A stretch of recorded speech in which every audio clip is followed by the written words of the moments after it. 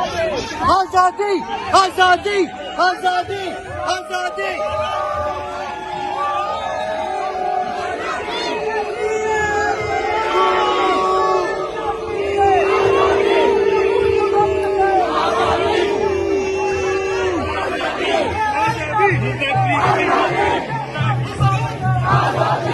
Modi is a fucking terrorist.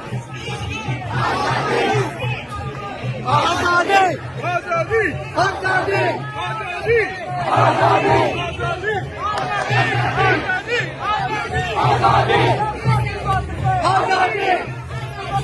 आजादी आजादी Godi था, Godi था, Godi था, Godi था, Godi था, Godi था, Godi था।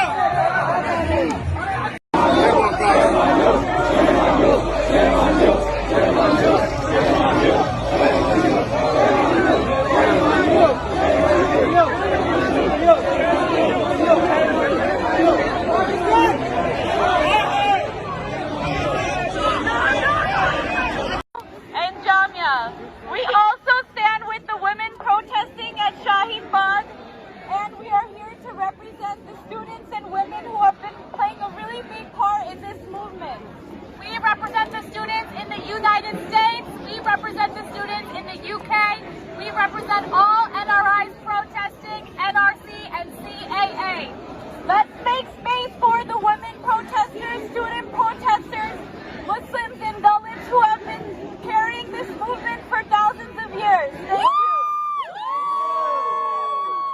हम जीत के लेंगे आजादी, हम जीत के लेंगे आजादी, है हक हमारा आजादी, है हक हमारा आजादी, है जान से प्यारी आजादी, है प्यारी प्यारी आजादी, अरे मोदी शाह से आजादी, अरे मोदी शाह से आजादी, अरे ब्राह्मणवाद से आजादी, अरे मनुवाद से आजादी, अरे पिछली सत्ता से आजादी, अरे मोदी शाह से आजादी, अरे हम क्या चाहते आजादी, हम जीत के लेंगे आजादी, है हक हमारा आजादी, है हक हमारा आजादी, हम जीत के लेंगे आजादी, अरे मोदी शाह से आजादी, अरे फांसीवाद से आजादी, अरे सीएए से आजादी, अरे सीएए से आजादी, अरे एनआरसी से आजादी, अरे एनआरसी से आजादी, अरे कांग्रेस से आजादी, अरे कांग्रेस से आजादी, अरे फांसीवाद से आजादी, अरे फांसीवाद से आजादी, अरे मोदी शाह से आजादी, अरे बोलसोनारो से आजादी, अरे बोलसोनारो से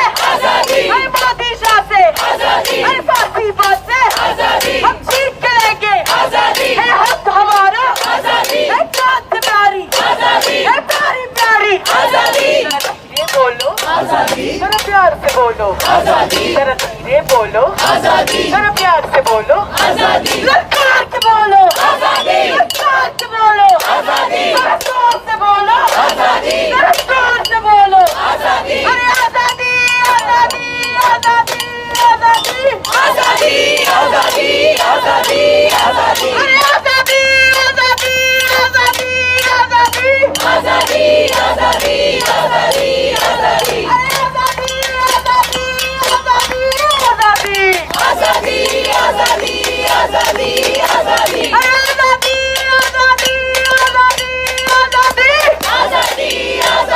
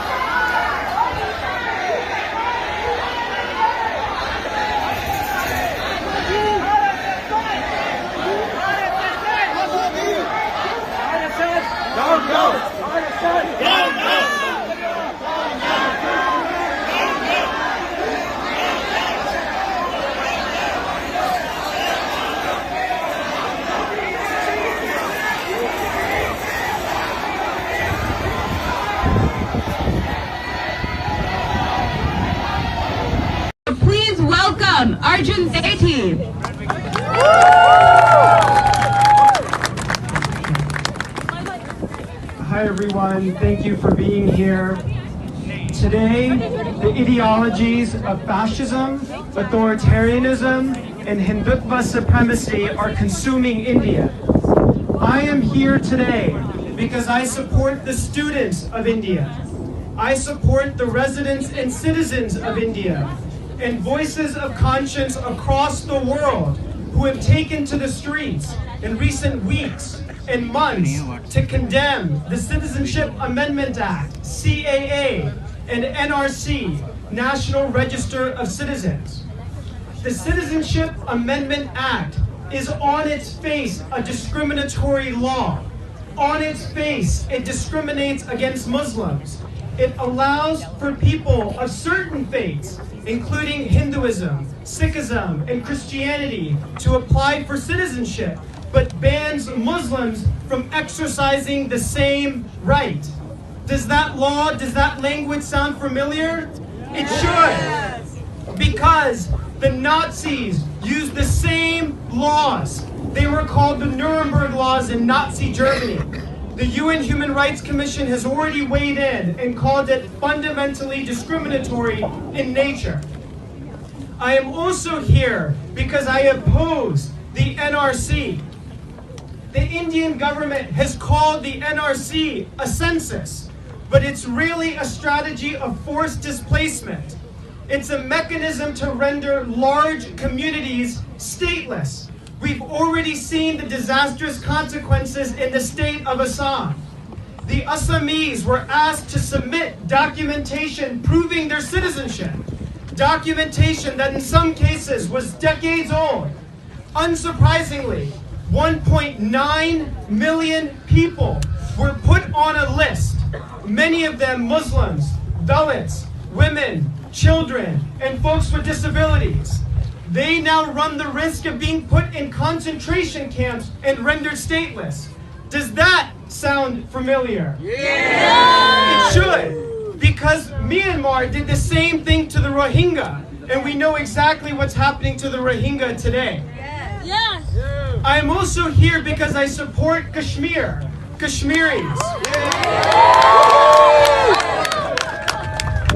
On August 5th, the Indian government, without consultation with the people of Kashmir or parliamentary discussion, revoked the autonomy of the region and imposed a communication blackout, a blackout that exists to this day. As of now, it is the largest blackout in the history of any democracy.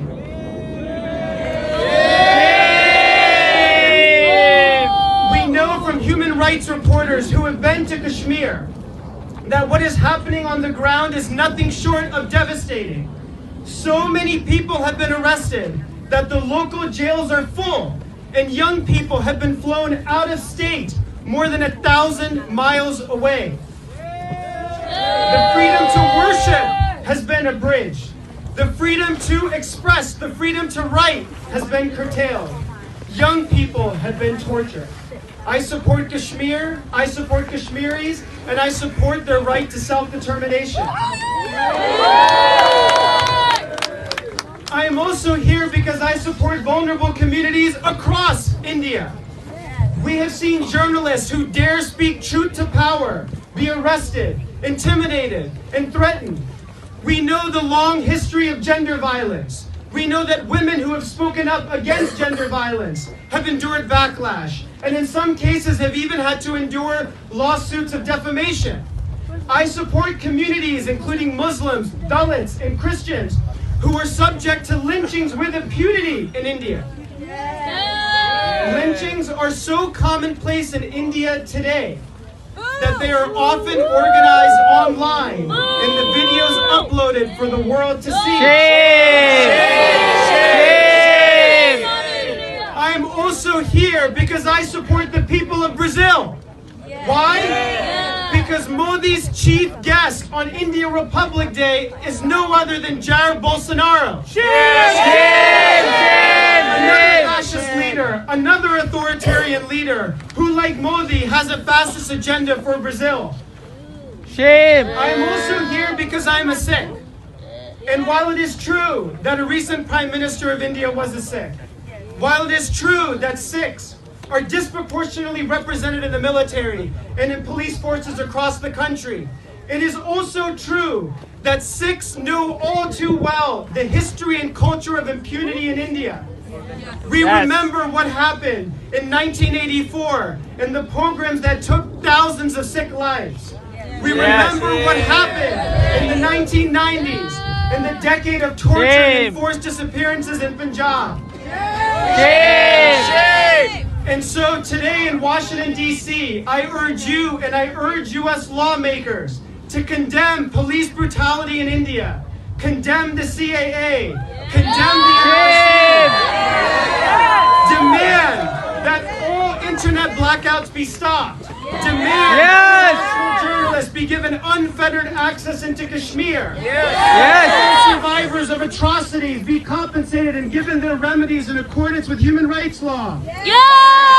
And demand that the Indian government sign comprehensive anti-discrimination legislation so that brutal laws like the CAA and NRC can never be signed and passed by any regime in the future.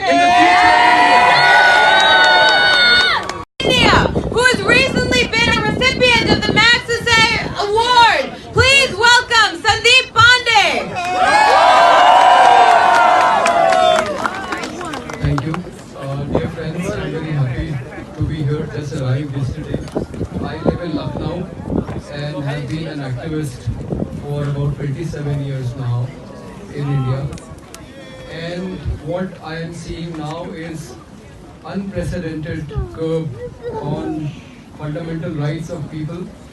I myself in the last 6 months have faced 3 house arrests on 11th, 16th August after the Kashmir decision. Because we were going to organize a one-hour candlelight demonstration in Hazratganj in Lucknow. And then on 19th December, when there was nationwide protest against CA and RC, I was again under house arrest. And on three occasions, when I tried to visit Ayodhya, the police stopped us and sent us back. And once I tried to hold a press conference there, they arrested me and brought me back to Lucknow. And all this is happening without any written orders. So it's all illegal. The police is outside my house. They wouldn't let me go out. But let me tell you, what has happened with me is very mild compared to what has happened with my friends. On 19th December, my friend Advocate Muhammad Shah of the Rihai Manch and a Dalit retired IPS officer SR Darapuri, who was also a human rights activist, they were also under house arrest, which means they did not participate in the protests which were going on, but they were sent to jail. And Sadaf Jafar, Congress spokesperson, Deepak Kabir, human rights activist, Pawan Rao Ambedkar, lecturer in Raebareli, and Robin Verma, another activist who works for Rihai Manch. Rihai Manch is an organization which works to release Muslim youth who are falsely implicated in terror cases. And my friend Advocate Muhammad Shoaib has got 13 such youth acquitted from the court in UP. So, wonderful people working for human rights, all of them put in jail. And what was worse was they were tortured at the police station for 2 days. We did not know where the police were. The Chief Minister of Uttar Pradesh, Yogi on 19th evening said he will take revenge on people. And then police unleashed a severe repression on people. People were tortured before being taken to jail. My friend Advocate Muhammad Shoaib was not even produced before a magistrate and did not sign any arrest memo, and he was in jail.